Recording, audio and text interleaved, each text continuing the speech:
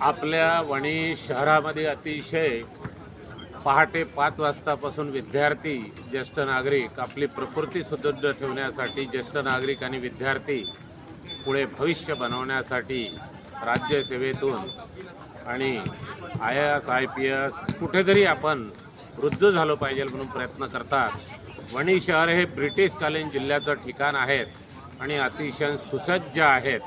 कोळशाच्या खाणी आहेत, सिमेंटचे प्रकल्प आहेत, कृषीने सज्ज आहेत।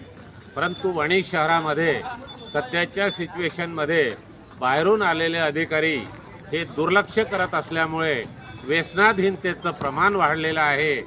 15, 16, 17 वर्षाचे विद्यार्थी असो, त्यांना बिघडवण्याचं काम इथे अनेक लोक षडयंत्र रचत आहे आणि वणीच्या पैशाचा गैरवापर करून हानी पोहोचत आहे।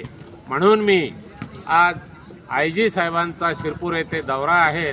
मी IG साहेबांना, रामनाथ पोकले साहेबांना नम्र विनंती करतो का आपल्या खाकीवाल्या लोकांना पैशाच्या मागे न लागता असे बिघडलेले कोणी विद्यार्थी असतील आणि परिस्थिती फार खराब झालेली असतील त्याकडे आपण लक्ष दिलं पाहिजे आणि या ज्या घाणीच्या साम्राज्यामध्ये अटकलेल्या लोकांना आणि आत्महत्येचं प्रमाण वाढलं आहे।